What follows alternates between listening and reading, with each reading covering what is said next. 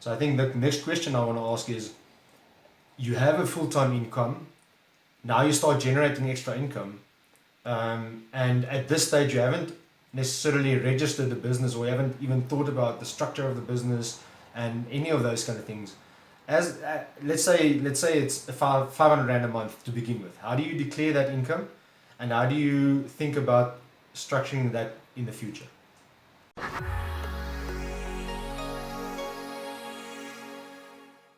Yes. So I think one of the important things there is you need to try and determine where you are at the moment as a business, not as a business person, it's for instance as a salaried employee, because the way you are at the moment will have a big factor in the way that you're supposed to structure that extra income. The reason why I'm saying that is, let's say, for instance, if you look at the top tax bracket that we have in South Africa at the moment, once you earn more than, I think, 1.6 million rand, then you have to start paying 45% tax, which is a lot of money, which means that if you earn 10,000 rand extra, let's say, for instance, we work with 10,000 rand for the year, then on your tax return, there's a little block over there where the L asks you, did you earn any extra income? You tick the little box, the little screen opens up, and then in there, you've got to say that you earn 10,000 rand for the year. So what then happens is such thing goes and they add that 10,000 rand to your other income, which means that if you, let's say, you earn 2 million rand for the year, now it's going to be 2,010,000 rand. So on that 10,000 rand, you're going to be paying 45% tax, you see. So that is in short how it works. So it depends on what income you're earning at the moment. Let's say, for instance, you earn a low income. The tax brackets, if you look at the brackets at the moment, you only start paying tax once you earn more than about 80,000 rand per year. So if your annual salary, let's say, for instance, is 70,000 rand, you know that you're only going to start paying tax once you exceed 80,000 rand. So then if you declare that 10,000 rand on your tax form, there's no tax liability because you're still below the tax bracket, you see. So that is something that you need to sit with, and my advice is normally to contact an accountant. Most accountants out there, for their first consultation, they normally don't charge a fee for that because they do it as a bit of an introductory meeting in any case. You know, so then the guy will sit with you and tell you, listen, but structure it like this, or do it like that, or this is the way that you must keep record of the income and the expenses and stuff. So it's actually not a difficult thing. Like I said, on your tax return, there's a little tick box here that you just need to tick, just to say that I do earn extra income. In that little block, you're going to say that I do consulting, I earn 10,000 rand extra, submit it, and then if there's any tax payable, obviously SARS will just give you an assessment or like an invoice to say, now I've got to pay, depending on what tax bracket you're in, but then you obviously have to pay that tax, you see. So just jumping, let's say, for instance, you've got somebody that's sitting in a high tax bracket. So in our example, the 45%. So if you start a business, remember, you can do it in two ways. You can either be a sole proprietor or you can be a company. Those are basically the two options that you've got, you see. So if you're the sole proprietor, then it means that in your personal capacity, you're trading, and then end of the year, you need to declare that income on your personal tax return, where if you register a company, remember that company is going to file its own separate tax return, and that's obviously where you're going to need the help of an accountant as well. But if you look at the company tax rates, they've got different rates that you can use for company tax as well. So the standard rate at the moment is 28%. So which means that, for instance, you're in the top tax bracket, you're paying 45% tax, and you've got this business on the side, and you earned 100,000 rand extra profit for the year, and you submit it on the company tax, then you're only going to be paying 28,000 rand tax, so which is much less than if you had to declare that income in your personal name, you see. And then for companies, they actually still have another tax rate that you can use, which they call small business corporation tax rate. So that there's a couple of the requirements that you have to comply with before you can use the tax rate. But that is really cool because the first like 80,000 rand plus minus, you don't pay any tax. And then it goes on a sliding scale where you pay 7% tax up to, I think, 365,000 rand. Then you pay 21% up to 550,000, and then only above that you start paying the 28% tax. So if you earning, let's say, 1.6 million rand, you start the business on the side, and you can qualify as a small business corporation, and you make 100,000 rand profit, then I think your tax for the year is something like 3,000 rand. So it's like nothing, you know. So that is really, really cool. But yeah, that makes a big difference for sure. It's got to be structured correctly, you know. So if you're not aware of those things and you say, no, I'm just going to trade as a sole proprietor, I'm going to declare the extra income and stuff on your return, then under the 100,000 rand, you're going to be paying 45,000 rand tax.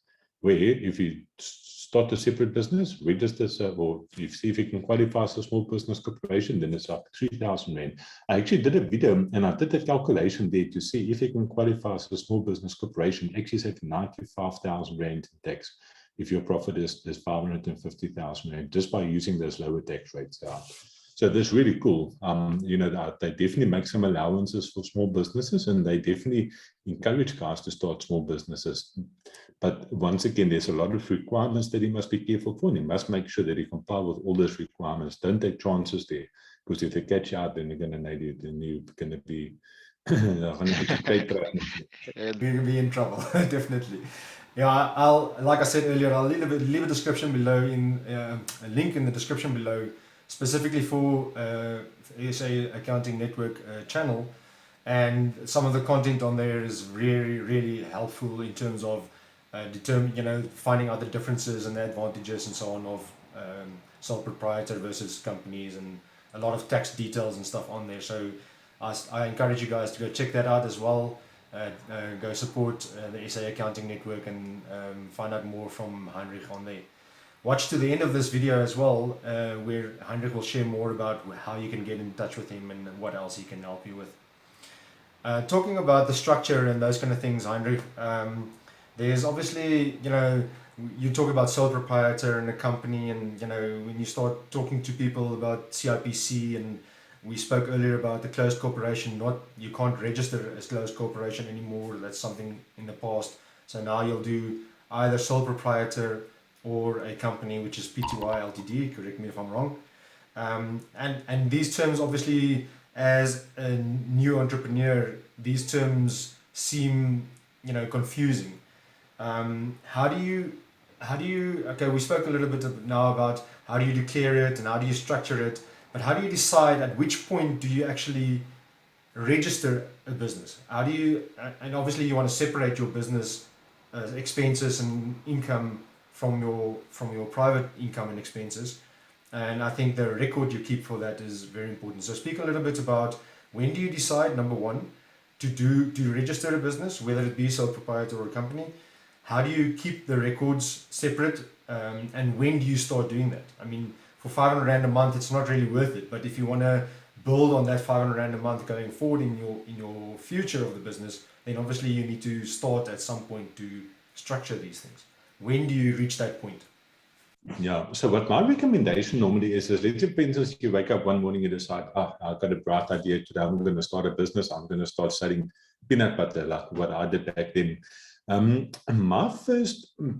What I normally recommend to the people is to initially start as a sole proprietor, which means that in your personal capacity, you're going to keep track of your income and expenses, and then obviously that's got to go into your tax return. I would recommend that if you do decide to do something like that, is to go open up a separate bank account for that trading activity. Because what happens now, let's say, for instance, I use my personal account, and I've got my peanut butter money coming into my personal account, and the expenses that I pay my suppliers goes out of my personal account. Now, at the end of the year, the receiver of revenue decides they want to do an audit on this little business activity. Now, I've got to supply them with all the bank statements, with all my personal transactions in there, which is not always wise. I mean, we don't want to hide anything, but if you've got a bank account that is separate for that business activity, then it's easy, because on one page, you can probably have all the transactions for the month of all the peanut butter that you sold, all the peanut butter that you bought, so you can give them the bank statements, and all the transactions on that bank statement is business related. So it just makes it so much easier. If you're trading as a sole proprietor, for companies, it is compulsory. If you register a company,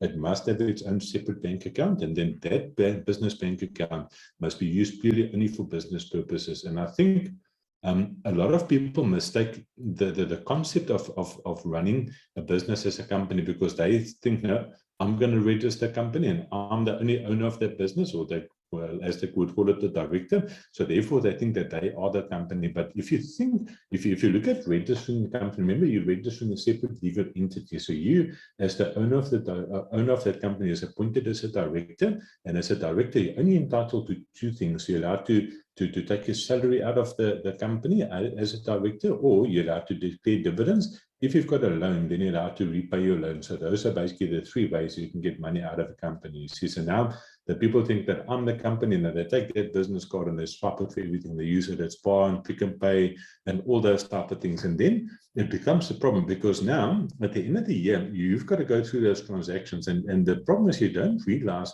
how fast those expenses add up. You see, so let's say, for instance, you've got an accountant and I've got to do your pays in return at the end of the month. So Yuri sends me his bank statements. We do all the allocations.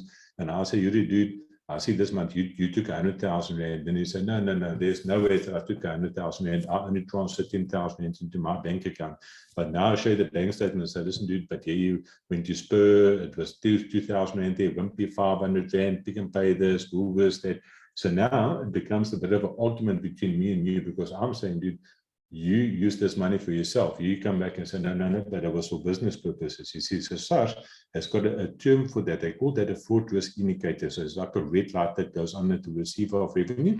If they look at the business bank statement and they see all these private transactions in there, then they say that the risk is that the owner of that business is going to try and hide personal expenses as business expenses, you see. So if you do that and they catch you out, then you can get into a lot of trouble because what they would do is, let's say, for instance, in our example, where I've said now that you took 100,000 rand for the month.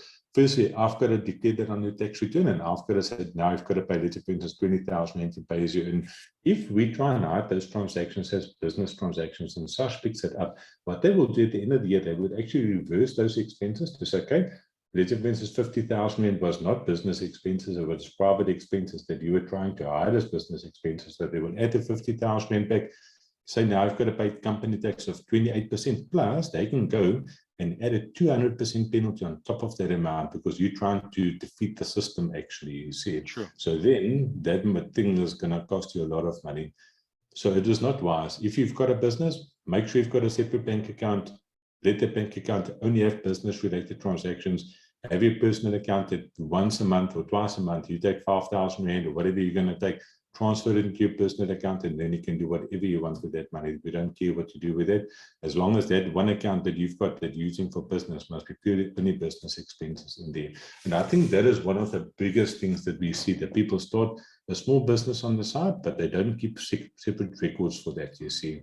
And that is where they run into deep trouble because SARS is looking for money at the moment. You know, we went through this whole COVID thing. We heard of all those fun big deficits. I think they were short something like 800 billion rand last year. So they have to recover that money somewhere. It's got to come from somewhere. And the only place where they get their money is from taxpayers, you know. So we must be careful because they're after us. Even just the current tax season, we see there's some changes there where I feel sorry for the guys. You know, in the past, they would still be a little bit lenient. If you don't submit your return, then they would only start penalizing the people once you've got 2 returns outstanding. Where this year, if you have 1 return outstanding, straight out the bat, 24 November, the guys are going to start getting penalties for not submitting the tax return. So they are looking for money. So I say, just make sure you've got the right accountant on board. You know, always say to my clients that my first responsibility as your accountant is to keep you out of jail. And then after that, we see how we can save you money. You know, so. Right. Yeah, so 2 things I want to take out of what you were speaking about now is the one thing you mentioned is you know, the end of the year, but a company needs to choose when their financial year end is. How significant is that, and how do you choose what is your financial year end? By default, all individual people always have a February year end. So the day when you register the receiver of revenue, you get your tax number, year end is always February. You haven't got a choice in that. But for companies, you can choose when you want your year end to be. So you can make it any month. You can make it October, December. I know overseas, a lot of companies didn't have it the December year end. And I think the reason why they don't do it in South Africa is obviously because of Christmas and all those type of things, because you don't want to sit and figure out all the year end stuff while most people are out on the beach having holidays and stuff like that. So I think that is probably just the reason why it's February. And we always just recommend that most companies, if you start make a year in February, so it just complies or it just falls in line with all the other different things as well. You know, that your personal taxes are always February year ends. the receiver of revenue works with February as the big date for them as well. When we do IP5 tax certificates, it's always from March until February. So just, I think 99% of businesses normally have a February year end. So I think it's just something small, but it doesn't really matter. It's just by default in South Africa, we use February. I know in America, December is quite a big one. They love having December year ends, but I don't, those guys, I don't know. No, the Americans are a bit strange in most parts of metric system versus the imperial system, and so on and so on and so on.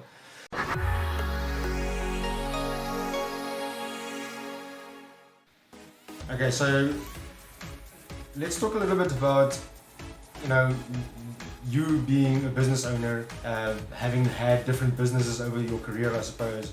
What do you see today as new entrepreneurs? What is the biggest challenges new entrepreneurs face in South Africa today?